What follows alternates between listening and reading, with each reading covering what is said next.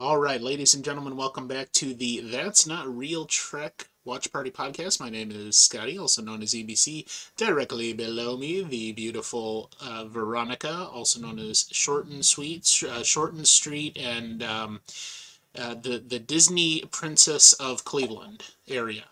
Yeah, something like that. I don't know. I'm just making up bullshit. In any case, we are at the end of the journey for Strange New Worlds and the current timeline that we've been operating in that takes place in the 10 years prior to Captain Kirk taking command of the Enterprise. That's going to end tonight with these final two episodes in season one of Strange New Worlds. Yeah, shed a tear. Uh, Um, and as we probably previously mentioned quite a few times, because I repeat myself very often, I can't remember a thing that I say to anybody. Um, we're obviously at some point going to be going back to continue when they have season two of Strange New Worlds and anything else that might pop up in this era of the timeline. So at some point we definitely will be revisiting it. And I'd have to see. I think maybe we looked it up last week or 2 weeks ago. August or September, maybe, for season two of Strange New Worlds. Season three of Picard is coming out in March, and of course, I think I know we've got 4 seasons so far of Discovery, and definitely a season five is coming out. Lower Decks, they've got 2 seasons now. Third season is coming out, and Prodigy. They just finished all of season one. They released Prodigy in kind of like a weird two-part thing where they did the first 10 episodes this past fall, and then like literally a month ago they released the second 10 episodes for a total of 20 in the first season. So we're oh, probably did you not going to know? see any new Prodigy, I think, until at least September, if that. Um, but yeah, we'll get into all of that in the new year. So because today is December 15th, so we're gonna watch the two final episodes of Strange New Worlds tonight, and then take 2 weeks off, and then we will start with the new timeline, which jumps forward into post Next Generation era after the new year. So that's pretty much how this is all unfolding, and there we go. So last week we had the Serene Squall, which I gave 17 thumbs up. It was probably one of the best Star Trek episodes I've seen in a long time. With the way the storyline was laid out and all that, I really loved it. And the Elysian Kingdom, which was our typical Star Trek story where we have a whole bunch of costumes that we're not using, so we're going to build a story around using those costumes and make it really fun and playful.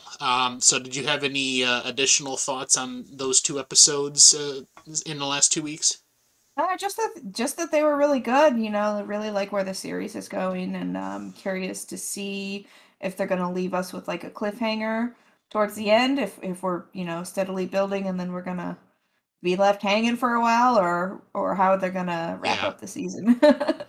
Yeah, I know I mentioned it seemed to me that the way they have been doing these new series, there's going to be a resolution to at least a big part of some of the things that we've been seeing. Like we just we had the resolution in the Elysian Kingdom of Dr. Mabenga's daughter, and her moving into this almost Q-like existence, higher plane of existence, and growing up and coming back and saying hello, and you get all the tears and everything. But we still need a resolution to how Captain Pike is going to be dealing with his future. Um, Couple other things that are probably lesser, but more along the lines of how are these characters going to continue to develop, you know, um, and things like that. So, All right, we'll see where it goes. Our first episode tonight, season 1, episode 9, All Those Who Wander. Here we go.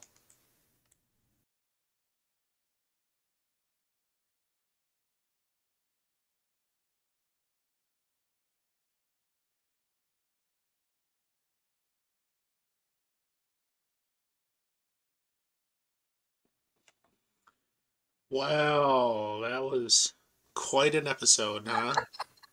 My gosh. Oh man, that was crazy. Yeah, that was. I mean, so many different elements and very intense. Um, I was trying to find. Um, you remember the TNG episode uh, where Picard comes back and who else was he with? Data. And they come back to the ship and the ship's dark and they found out that the crew had de-evolved. Yes.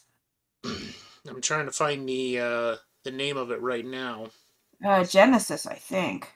Yeah, Genesis or Mhm. hmm. But you know the one I'm talking about. Yeah. Let me see if I can find it real quick. I'm in season 6 now. I can't remember what season it was in either. I want to say it was 6 or 7. Mm. And that's one that Gates McFadden directed, which was cool. Genesis, yeah, that's it.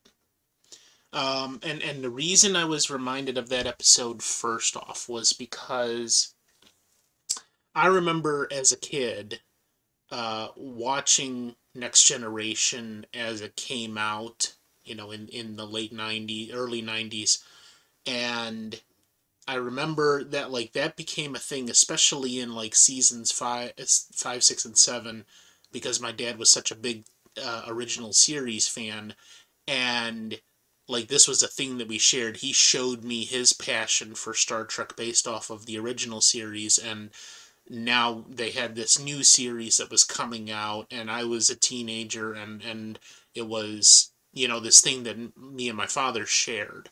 So we would watch it as, you know, because it was in syndication, and you had a new episode every Thursday or Friday night. I can't remember when it was. And I remember watching Genesis when it first premiered and being scared shitless Yeah.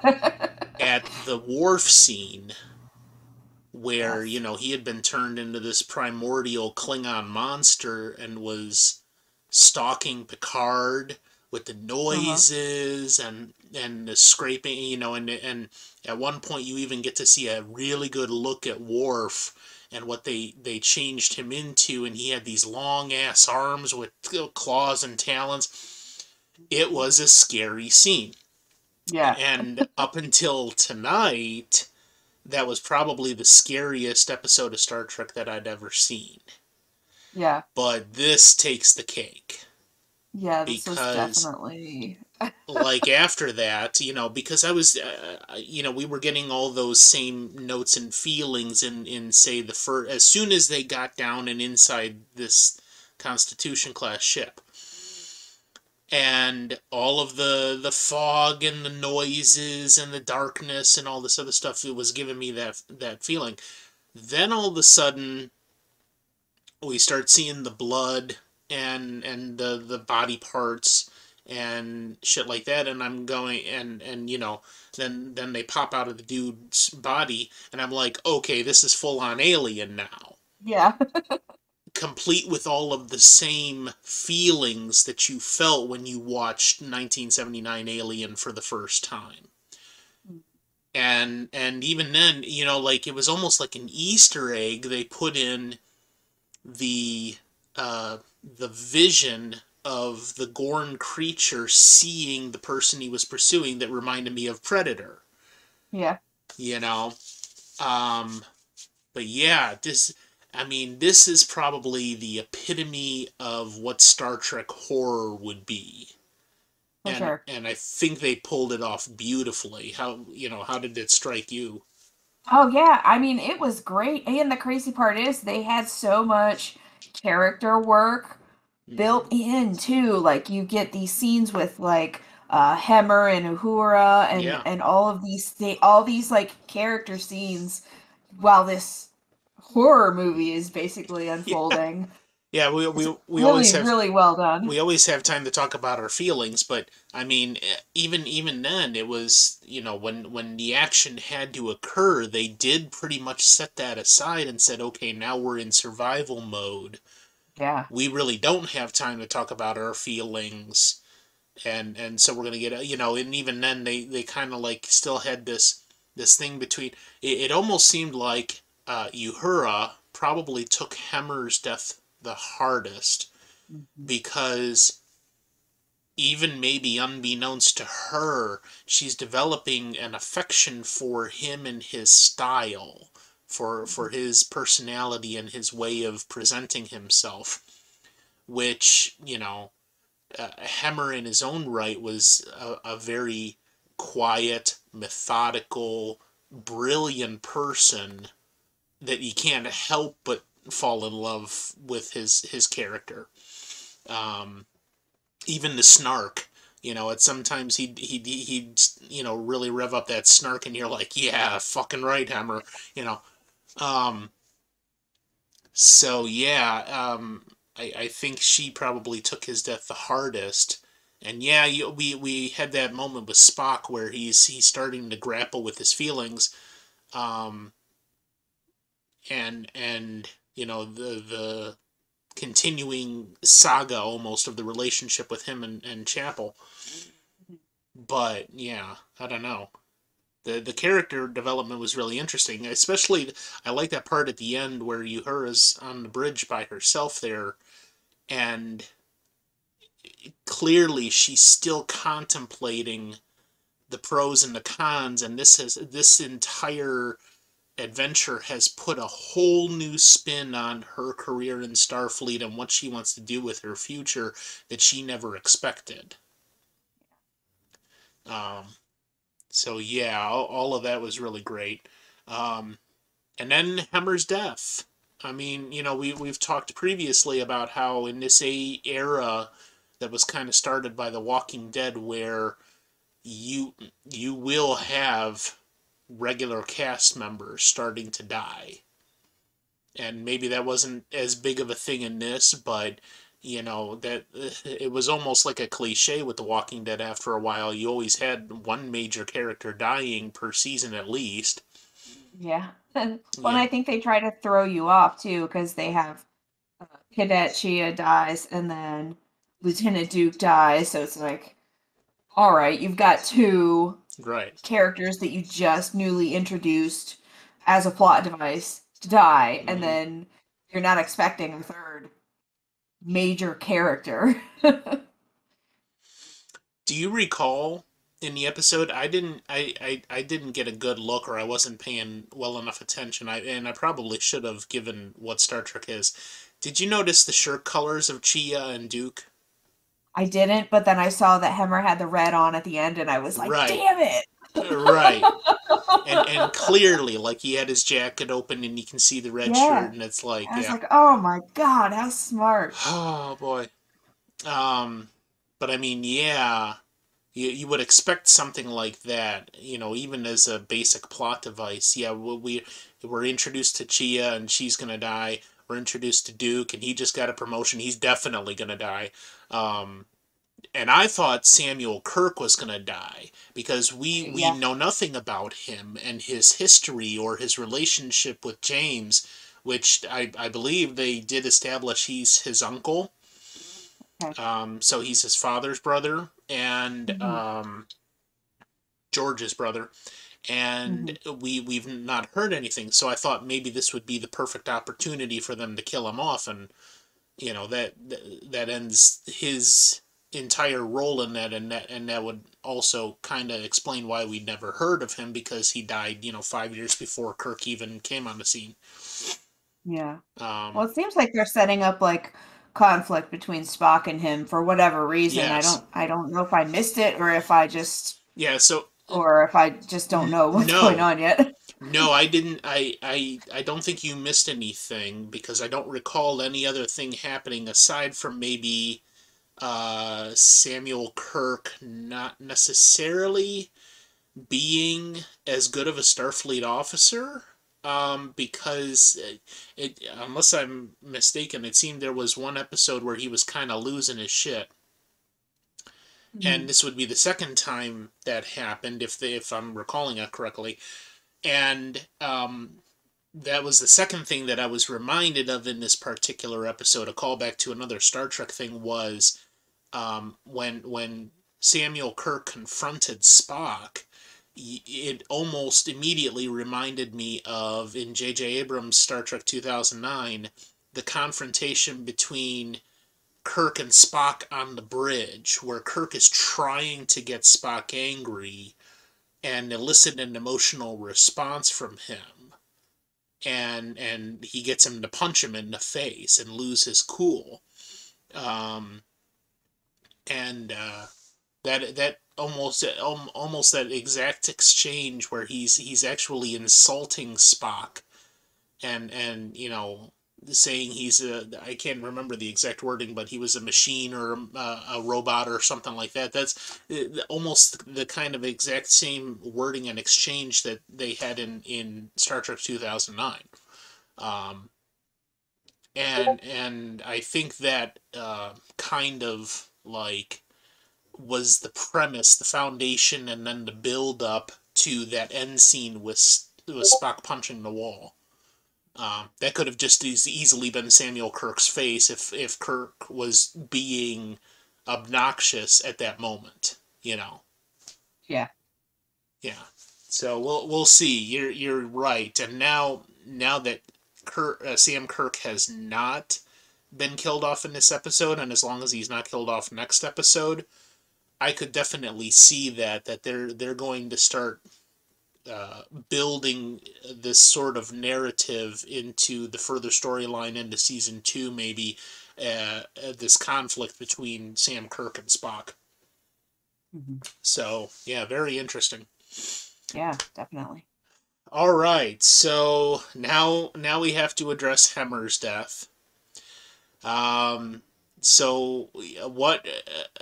First of all, let's talk about the scene setting. We already mentioned the red shirt, but what was going through your head when we had the music and him standing there on the edge of the deck, and I didn't know what he was going to do. I thought it was going to be like maybe we were going to see the chest bursters again, but they were outside at that point and it's cold and they're not going to Yeah. be able to deal with it or something like that. No, he actually jumped off of the deck and just fell down into this gigantic canyon. Yeah. So what was going through your head with all of that? I mean, it was just really like it did remind me of in Discovery when what's the robot's name?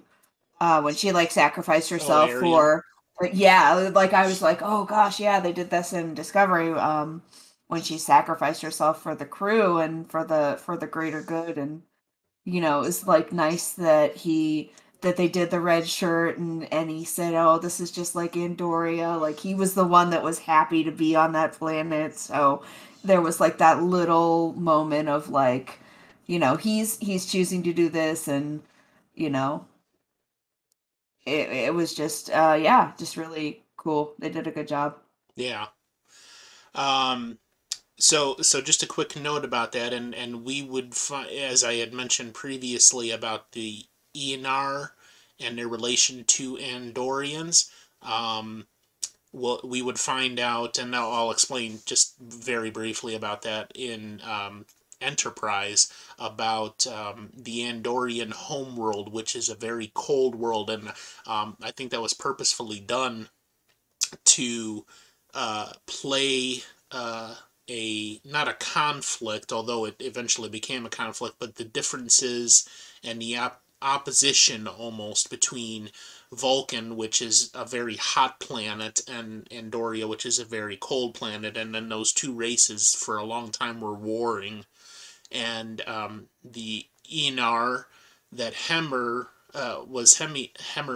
species was an offshoot of the Andorians that were even further into the cold, into the coldest parts of the planet. They lived underground in the ice, and so that I thought was a great way to kind of sum up Hemmer's existence as an Enar, was him saying, it's freezing cold, you got the wind blowing and the snow and all that, and he's just like, home, you know. Yeah.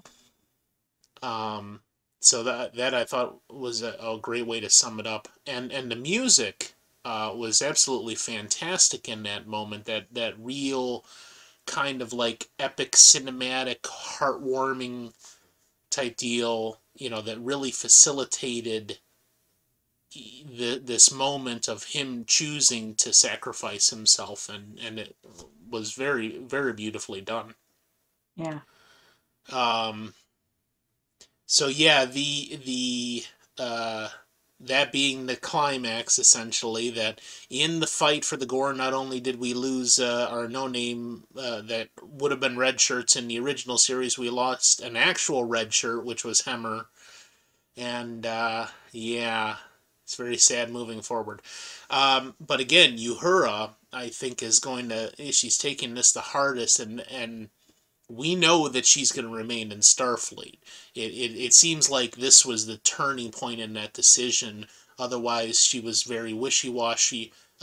Finally putting a name to the issue in describing it to Hemmer, that she didn't know why she didn't have an aim for her future, or direction in which she was wanting to take.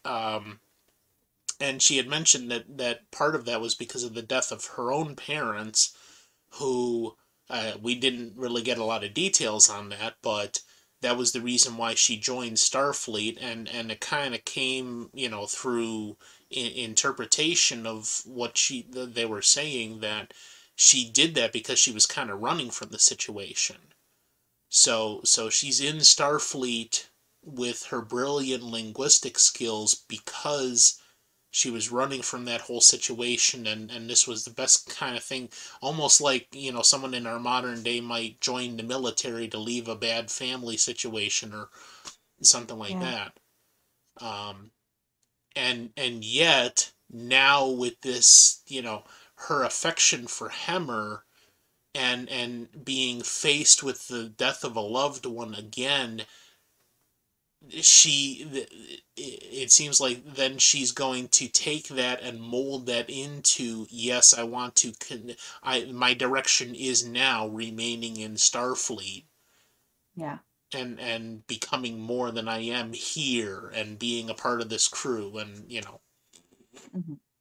so very, very interesting plot development, I think, and very well done in keeping with the canon, and building this into the thing that we knew from before anything was there. All right. Yeah. Anything else that I missed on that before we move Well, on to and our then you final got episode? Thing just sing at the end, just like, well, I'm out. Like, like, okay, bye. Oh yeah, yeah, Kind of came yeah, out of yeah. nowhere. Yeah. So she mentioned, and I wasn't quite paying attention as well as I should have there. Did she mention that she's going to find the parents of the girl? She said she had like a just a little tiny clue that she found, and Hmm. she was gonna follow that lead basically and try to reunite the girl with her parents because I mean I'm sure that she is feeling sympathetic towards her because she was Hmm. the lone survivor of the Gorn attack, and now this girl is, potentially a lone survivor of this Gorn experience, that they had previously. So Right. I'm sure she feels compassion for her and wants to kind of try to help her and just gives another twist at the end there. We think, Uhura is the one that's grappling with leaving, and then in the end, still Yeah. is going.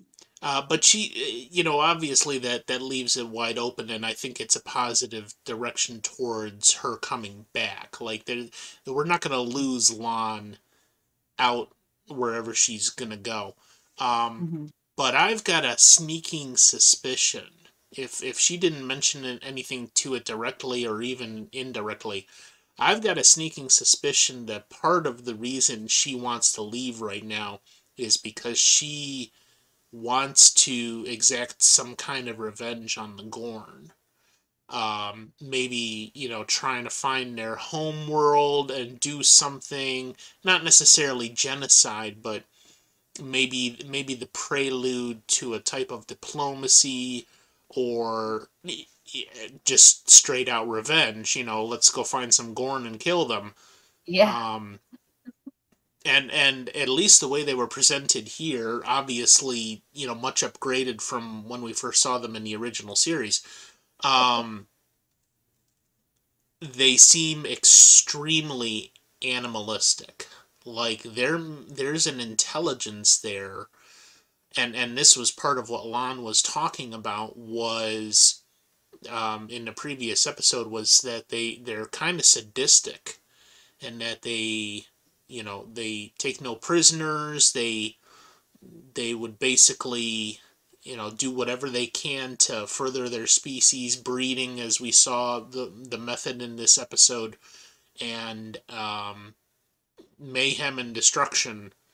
Um, and I don't know if Lon thinks there's some kind of diplomatic method there, but the fact that we never really explored the Gorn any further in any other in any other series except for Enterprise, which came prior to all of this, leads me to believe that they probably want to choose some kind of direction with the storyline in relation to the Gorn that is going to explore maybe wiping them out.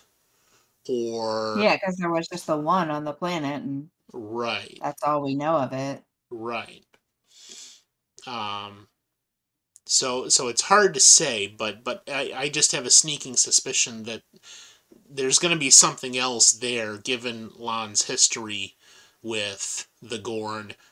It's not just trying to get this girl back to her parents. Yes, that's a part of it because that's her story as a child, but there's more to it. I think. So we'll have to see how that plays out. So, all right. Anything else? Yeah. Okay. All right. So our last episode, episode 10, is A Quality of Mercy. Let's see how they wrap up season 1 of Strange New Worlds. Here we go. If anybody else is gonna die, ah! All right.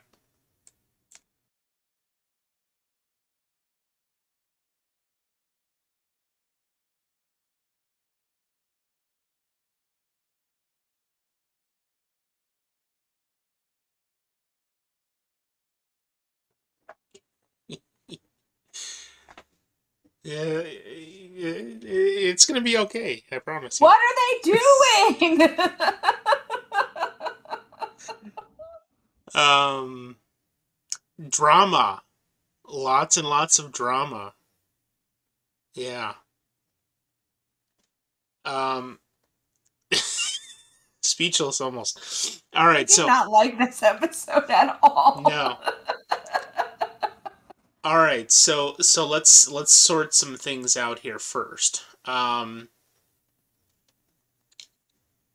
I forgot, I completely forgot, like the dumbass that I am, that when I was looking at some things that were put out on YouTube after this whole season came out, which some of them were spoilers, but I was looking for specific things to then look at as we were watching this, and seeing how it played out and how it relates to other things in the Star Trek universe.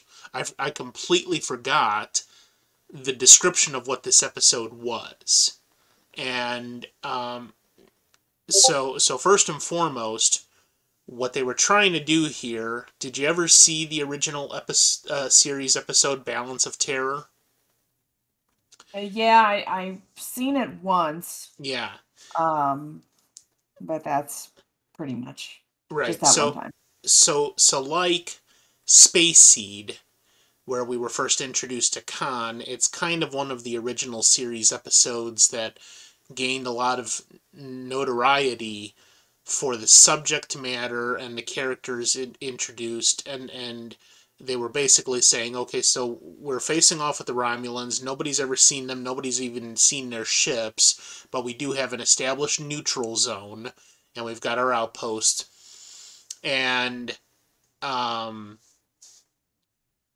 in the original series episode, they the person playing the Romulan commander was Mark Leonard, who went on later to play Spock's father, Sarek. And the episode, from what I can remember of it, because I haven't seen it in several years, um, consisted of a diplomatic gambit game whereby Spock and the Romulan command, or Captain Kirk and the Romulan commander, are butting heads just like Captain Pike and the Romulan commander did, and they're going back and forth about the differences in their cultures, and how do we go about dealing with this entire situation where Captain Kirk wants peace and maybe some justice for the destruction of those outposts, and the Romulan commander just wants war because that's what his entire culture is demanding of him. And um, like I said, when I was looking at some of those things, the Easter eggs and the videos that were giving me information on this episode, what I didn't realize was how they were going to do that. So what we saw was that Captain Pike, who is facing this point at which this accident happens and he becomes, chair ridden and deformed and all that, as opposed to that happening, his future self shows him this part of the future where in the normal universe, Captain Kirk faces this Romulan adversary, and Captain Kirk is the one who deals with him in a very specific Captain Kirk way, and all of it turns out the way that we know, which I believe ended with an armistice, and there was basically, just the preservation of the neutral zone for all those years until they started addressing it in TNG. Um, and they're essentially saying that if you change this part of the future here to avoid the accident or avoid this child dying in the line of duty, you're going to end up causing this situation here to play out like this because you're in command of the Enterprise instead of Kirk, who's now in command of the Farragut, and you're completely changing the outcome of this very dramatic scenario that is a pressure point almost on the timeline and how it is supposed to naturally play out. And instead it blows up into that big thing that causes Spock to become maimed and whatever else. Yeah. And ultimately, and then you even saw at the end the older Captain Pike telling him the boy is still going to die. He dies in every timeline that you take action. So it doesn't matter either way. Yeah. And then, of course, the nobility of Captain Pike saying, okay, then fine, I'm going to go ahead and just go with this future that I know is coming, and I'm not going to try to alter it. Mm-hmm. So, I thought the interesting thing about this, as we see with so many time episodes in Star Trek, is that it doesn't really occur in the natural timeline. We see that he's jumping ahead to this future point, that we have already seen this scenario before in original series, and it's playing out in a completely alternate timeline that now that he's gone back and he's choosing to do something else, it just doesn't exist. So, how have you felt about like other Star Trek episodes that have pulled that timeline uh, way of development of the storyline, and now in comparison with this, the way they played this out? I usually like episodes where they're showing kind of like an alternative future. But this one, I don't know. The feel of it is that something was off. Something Mm, was very, very off with this. And maybe they are just going for that just because it's like a darker timeline and mm, um I yeah, don't know, like it throws me how Kirk is just yeah. You don't he's like not Kirk at even all. Kirk. He's not Kirk. Like that actor didn't watch a bit of any Captain Kirk performance of anyone doing it because there was nothing there that said except for that one little that he did like one little hand movement that I was like, "Oh, that looks like something Kirk would do." And that was it. The delivery, Mm. the tone of voice, the look of him, like this episode is just way off for So me. are you going to be writing a letter to the creators to let them know your discomfort Write with an angry Captain letter. Kirk? Because I mean, let's be honest. Not only are you 100% correct in that it feels off, in especially in regards to Captain Kirk. Yes, it was definitely a darker episode, and you've got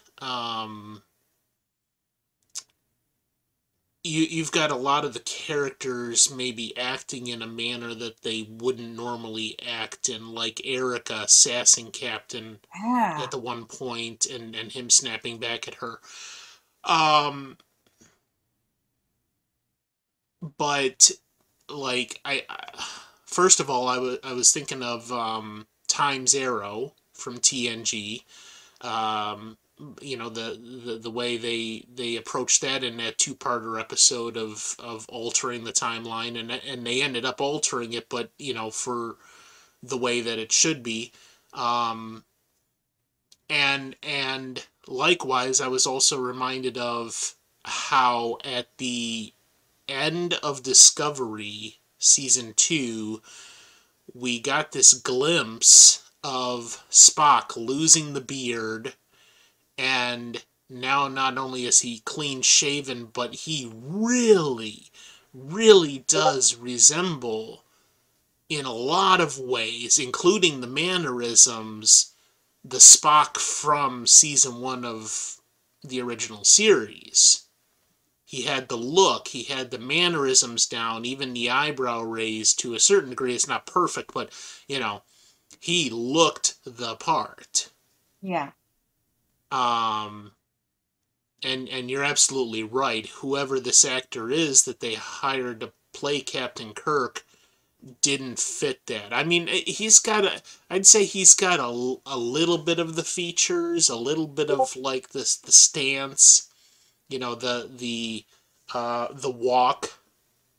You see a little bit in like how he kind of has the physical presence that he has, but most of the mannerisms are not there. Certainly not the halting speech. So it almost seems like either that actor is just totally terrible at what he's trying to do there, or the creators made a conscious decision to get away from the Captain Kirk that we knew, and I'm leaning more towards that part. Um, it's easy, especially if have you ever seen Jason Alexander do his William Shatner impersonation? It's spot on. Um, it's not that hard to do Kirk. Yeah. if you spend some time on that impression, because it was such a unique delivery style, and um he had such a weird cadence and a weird way of presenting himself, and none of that was there in this episode. So you're absolutely right. It does feel off because of that, and I have to wonder if the creators, um, and by default CBS Paramount is signing off on this, and they're saying we consciously want to take this in a different direction and not have the Kirk that everybody knew.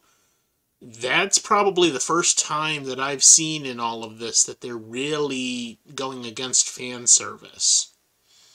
Um, and I don't know what to make of it either. Yeah.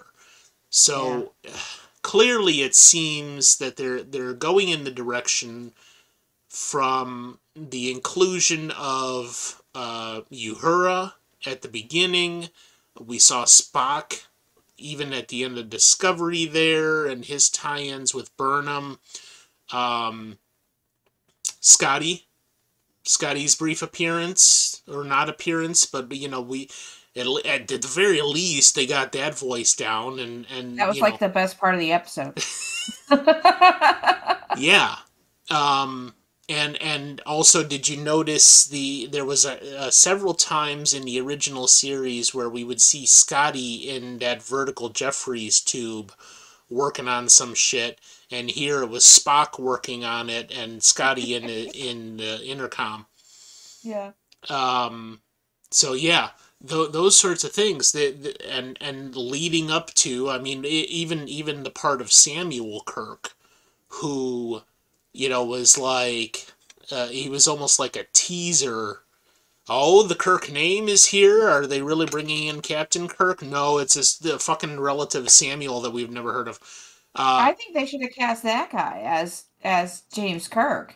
He has similar mannerisms, and he's more like yeah, the Kirk we know.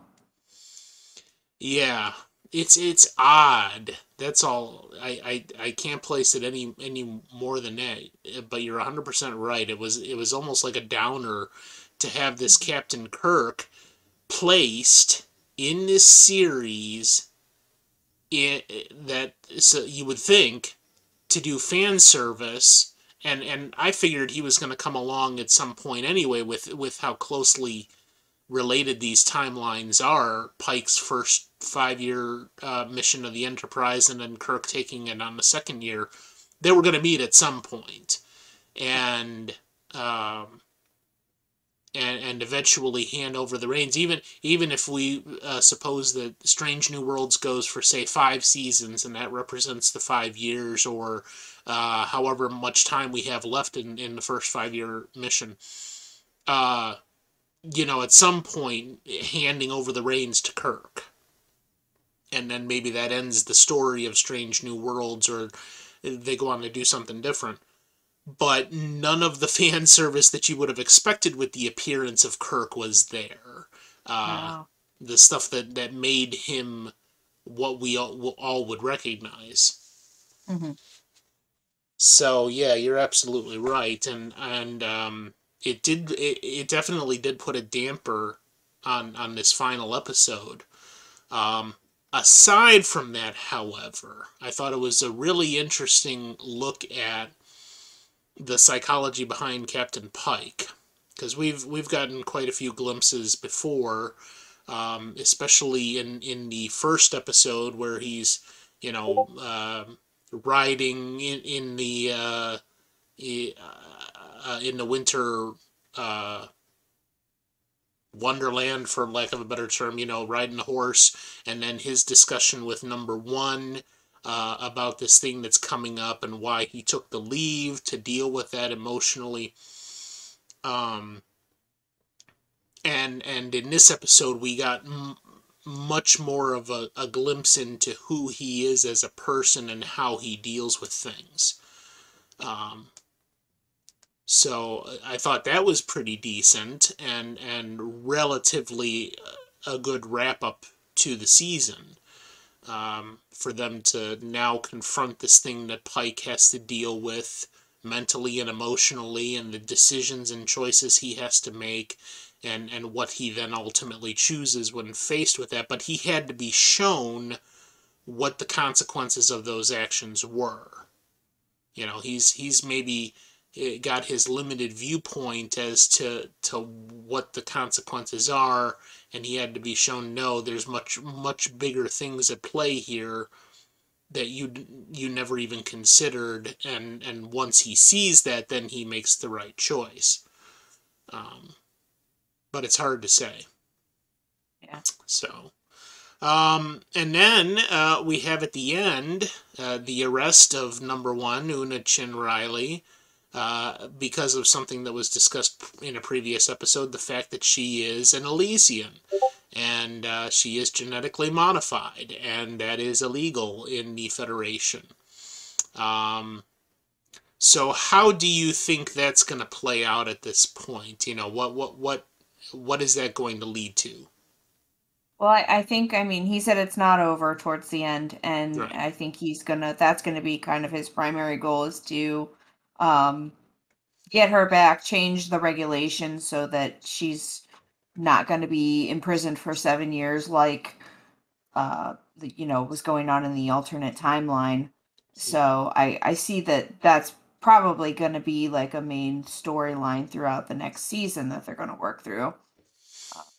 And I'm curious as to like how they found out. They didn't really, Yeah, they'll probably yeah, delve into that too, like how it was revealed. they have to reveal that. And also now consider that not only has Captain Pike lost number one, and his former number one, Lon, um, which could potentially explain Spock moving into the number one position. Um, but yeah, he's now bound for this path where he's going to face this destiny he always was, and he doesn't have the two people that he has relied on most heavily aside from Spock at his side, which I bet he never saw that playing out like that either. Yeah, and the lady he's dating is the one that Yeah. came and got her. Yep, yep. Fun times for Captain Pike now. Yeah. Yeah. Um, so, all in all, let's do this. First of all, how would you rate on like a scale of 1 to 10 this episode and then the season as a whole? This episode, a 3. Really that low? I really hated this episode. There were like very few moments that I enjoyed of this whole thing. Interesting. Um at the whole season, everything up to this point. I think that's the thing is that I've enjoyed this entire season like immensely up until this episode. So on the season as a whole, I'd give it like an 8 or a 9, you know. And then this stinker at the end. Yeah. Um, and I also think back to the original series episode Balance of Terror that they were trying to emulate here. Same thing. It was a darker episode when, and yes, they were dealing with this subject matter that didn't exactly lend itself to levity or anything else like that. But and we still saw some of that in this episode. The little things. It was nothing overt like it had been in previous episodes. Um, like Jess Bush that plays Nurse Chapel. She's been the comedy relief through most of this season, and in Yeah. here she's deadpan serious, talking about Spock's, I essentially die. his. Now, well, he didn't die. Well, yeah, maybe could die. Yeah, he wasn't going to recover from this, and if he does, or at least her exact words were, I'm not sure that he's going to recover from this. I think, you know, which I found a little bit odd wording given his condition. I would think, you know, maybe that's just like a phrase that she came up with to kind of mask the severity of his burns and all that. He was missing his freaking leg, you know. Yeah. Um, and being the only Vulcan on board, he had the IV in there, and it was green. So unless he had like some blood stored there or something, I was thinking that maybe it was like trying to clean and filter his blood, because they said though that was radiation burns too. Um, but yeah, uh, Chapel just deadpan like, yeah, I don't think he's gonna make it, you know. Yeah. Um, and all of her levity and comedic relief was just completely absent. And granted, yeah, oh, you know what I was, this is what I was trying to remember earlier. There was another TNG episode, um, the one where the Enterprise C comes out of the rift and they get thrown back, and Tasha Yar's back on the bridge. Yesterday's Yeah. Enterprise. Yep. That was an Same, excellent episode. right, but same thing. As soon as they got into that alternate timeline, it was much, much darker. Like there Hmm. was no levity at all in that alternate universe.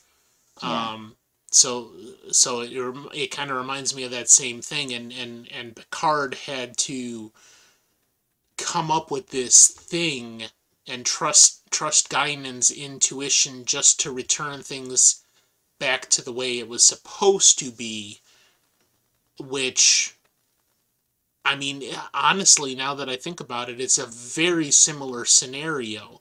And all you have to do is compare Captains Pike and Picard in trusting this thing that they don't necessarily want to trust.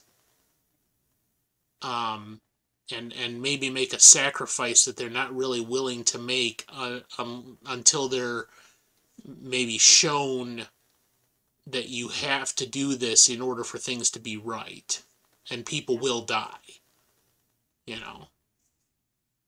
Interesting. Yeah. What would you rate it out of curiosity? The episode and the season. um well, like I said, the Kirk presence is a big downer on the episode.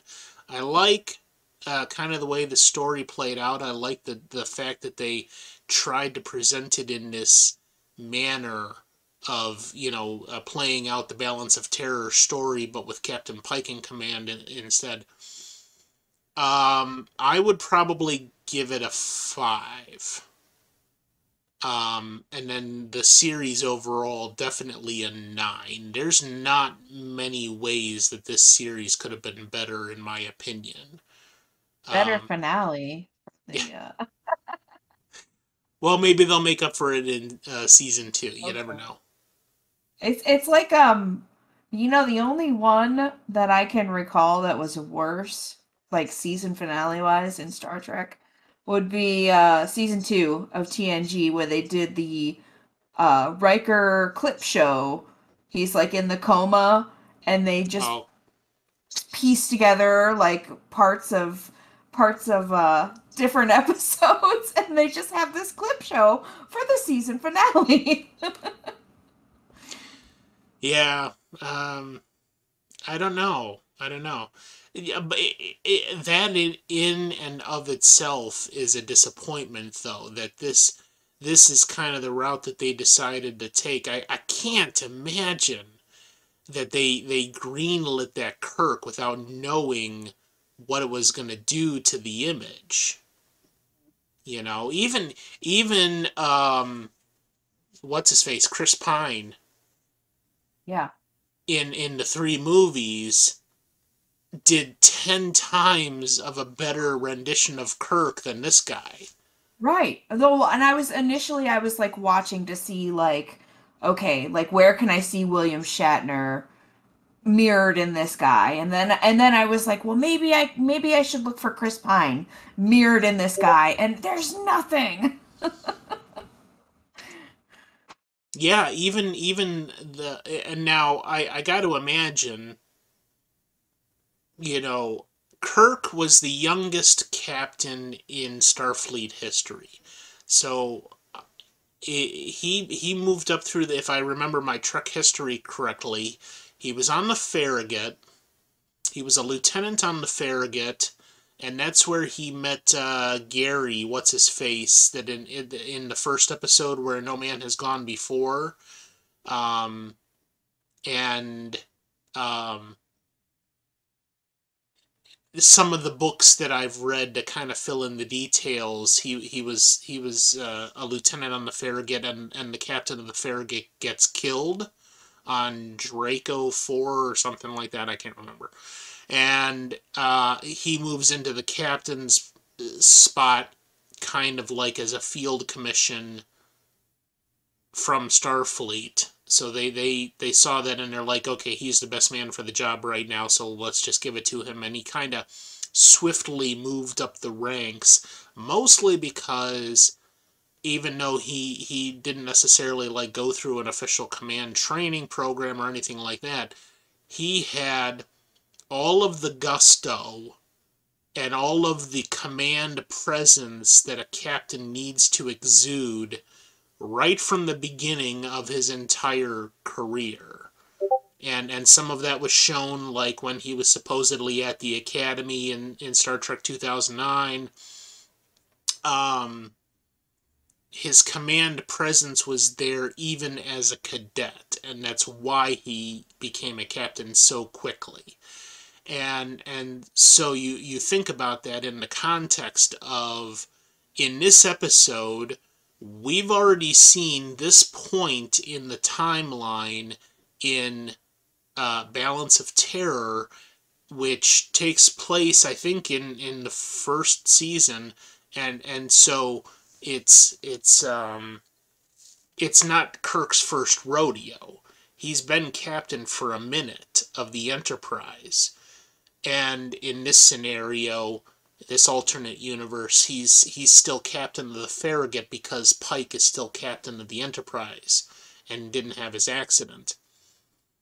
So we know Kirk was supposed to take over for Pike when that happens and just become captain of the Enterprise. And all of that that was the established order of how Kirk became the captain of the Enterprise was lost in this version of Kirk because he didn't display any of those qualities. Right, in 6 months, because they said that the accident would have been 6 months ago. Okay. Uh, yeah, it just doesn't add up. I mean, yeah, they were trying to play it off, I think, with a lot of the dialogue between Kirk and Pike, and saying Mhm. this is the difference, this is how Pike would deal with it, and this is how Kirk would deal with it, and all these other things. But none of that real command presence was there. So again, we're left with either the actor is just a really shit fucking actor, or Paramount and CBS decided to go this route with this guy, and this is what they're presenting as the new Kirk. Only time will tell. Do you remember Yeah, um, uh, how Brent Spiner grew into the role of Data? true. And it really wasn't until like season 3 that we Mhm. saw the true Data that ended up being the thing that we knew all the way through the end of the series. Yeah, So potentially we could see that with this guy. He's going to yeah. maybe grow into the role of Captain Kirk in season 2. Uh, I don't, yeah, that's a slim hope for me though. It's hard to say, man.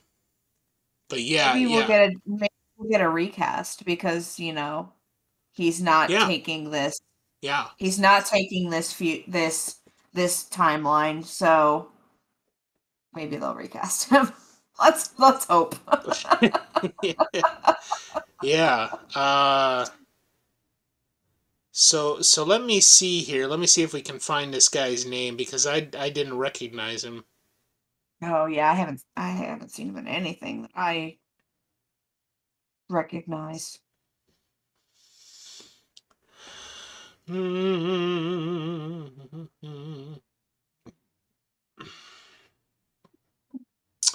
Paul Wesley. Shut up, Wesley.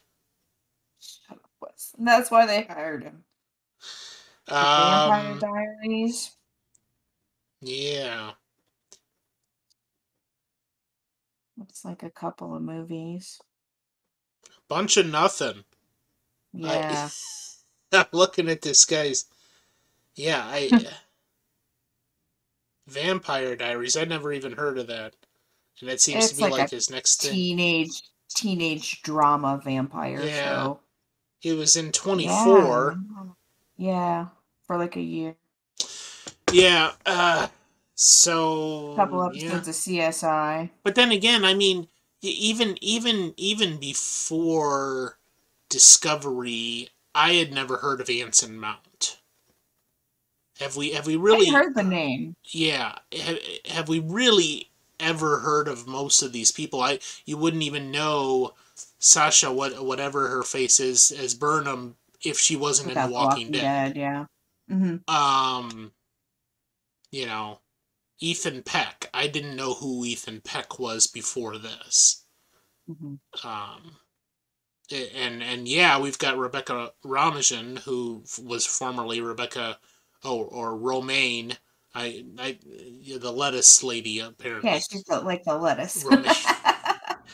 I always wanted to call her Romijn. Formerly Rebecca Romaine Stamos. Hell, even I'd like to be married to John Stamos. Jesus, I the guy. know. I'm like, what the heck was she thinking?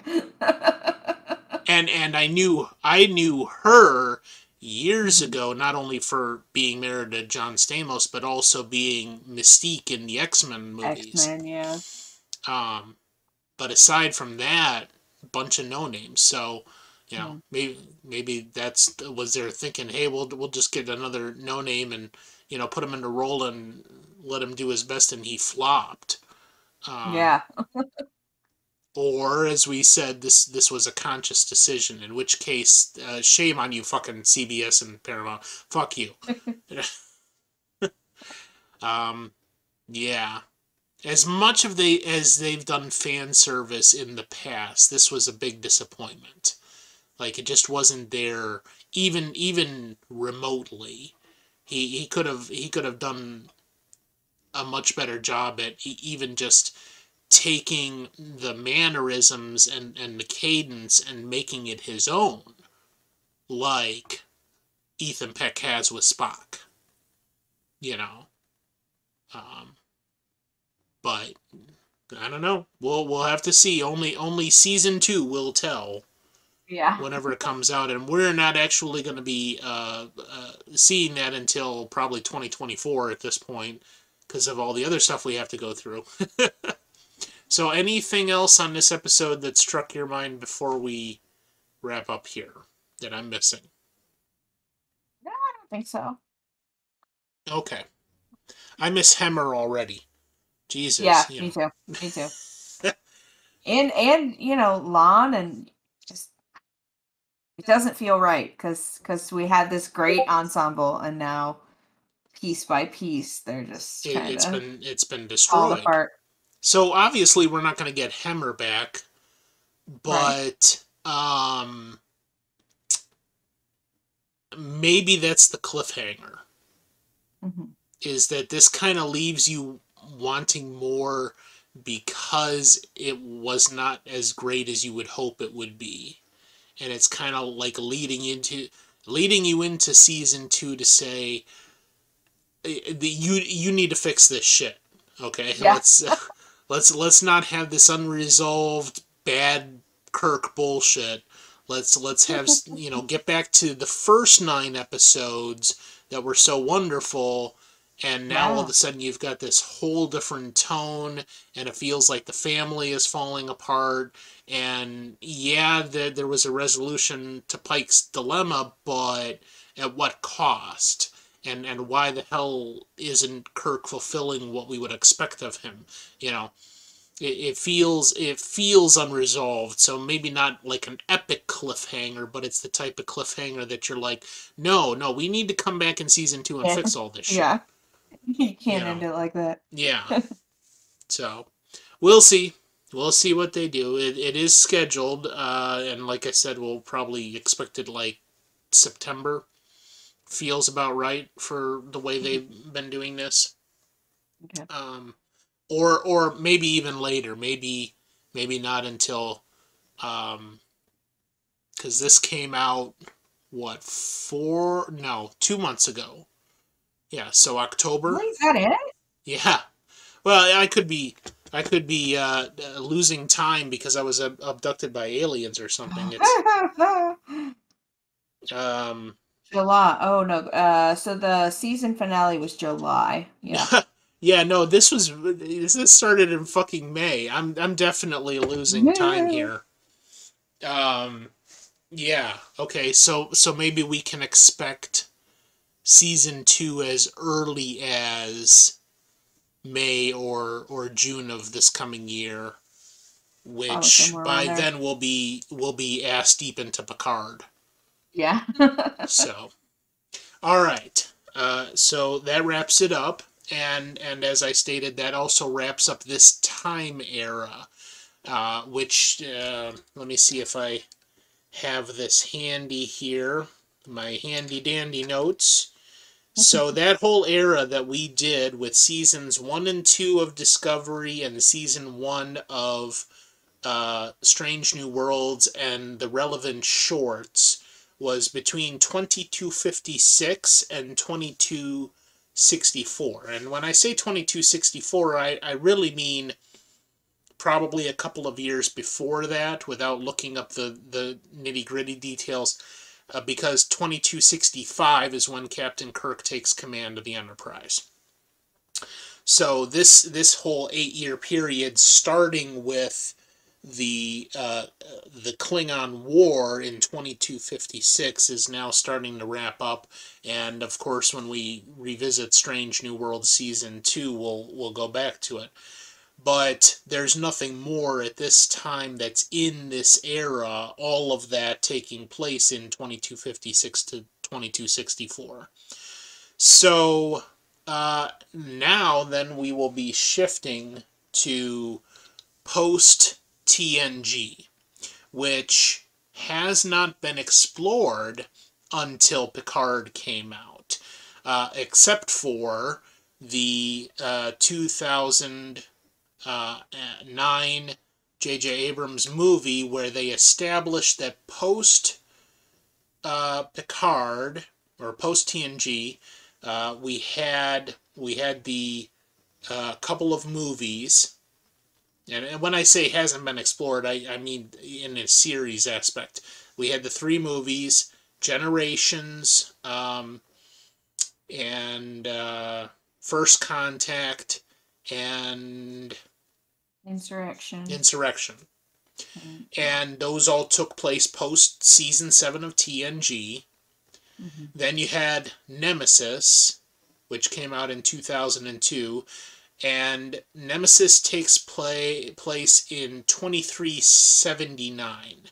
So we're moving more than 100 years into the future. And that was generally regarded as like the standard for understanding the Star Trek timeline, is that you pretty much had about 100 years between Captain Kirk's Enterprise and Captain Picard's Enterprise. So a little more than 100 years, because this is, we had 7 years of TNG plus then a couple more years with movies 7, 8, and 9, and then the 10th movie, Nemesis, taking place in 2379. So everything that we're going to be looking at now is going to be post 2378 after all of that. And we're going to start with Nemesis because I think it's important to establish what was going on with the TNG crew at the end of their voyages. And that was the last movie that was made with the TNG crew. We know that there was several things that happened after that, and we're gonna visit that as we watch a portion eventually of Star Trek 2009 that deals with that also post 2378. But now we need to get into the mindset of what is going on with all of Picard's crew after that point. So we're going to start with Nemesis because that's like the jumping off point for everything that comes after, including the 3 seasons of Picard. Now, in doing my research for this, how this is supposed to lay out in the timeline, I was pleasantly surprised that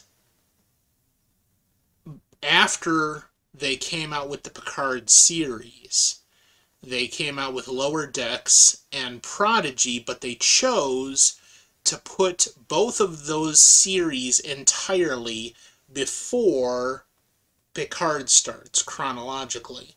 So I said to myself, okay, well, if we're going to do this right, as far as that order goes, we'll have to do Lower Decks first, then, or after Nemesis, and then Prodigy, and then move into Picard. And there will be timeline references in both Lower Decks and Prodigy that reference what is coming, and Picard referencing events in those two.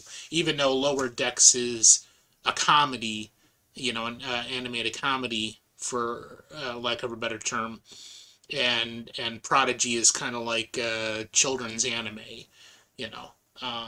But like in Prodigy, we get to see Admiral Janeway, as she voices one of the main characters, and we get to see a few other little bits like that, people coming that we know to voice characters that are interacting with the main characters. Um, and despite the comedy aspect of Lower Decks, it's still considered canon. So we'll look at it in this chronological order before we get to Picard, and hopefully that'll fill in a lot of the gaps, I think. Yeah. So that's pretty much it. All right. So in the new year, we will start with Nemesis, which I probably haven't seen for like 6 or 7 years. Yeah, it's been a long time since Yeah, I've it seen came that out one. in 2002. I liked it. Like, it did not do very well at the box office, and Yeah. it critically was not well received, but I really liked how they played it out. The hokiest part, and I'm sure we'll get to this in 2 weeks, is them riding a dune buggy out into the desert to find Data's long lost brother. Yeah. It's almost like Burnham and Spock. Oh yeah, we got another Data over here, and oh, there's a whole bunch of pieces of them all over the place. Look at that. Yeah, and all of that just so what's his face can draw Picard into his trap. Okay, whatever. Um, but yeah, we will, and also, now that I mention that whole storyline, the introduction to B4 is definitely tied into things that are happened in Picard. So that was the other reason why I chose this. That's going to be our jumping off point, the foundation for everything that we now do in this post 2378 era, and it'll fill in a lot of the holes, I think. Yeah. So, all right. Well, that's it. Merry Christmas and Happy New Year, and hopefully we're going to have a new drunk story here Oh gosh. in the next 2 weeks. I don't know. We'll Yeah? see. Well, you never know. Uh, You never know. yeah. All right. Thank you very much. Yeah. Merry Christmas. Merry Happy New Year. Christmas. We'll see you later. Thanks. Bye bye. Bye.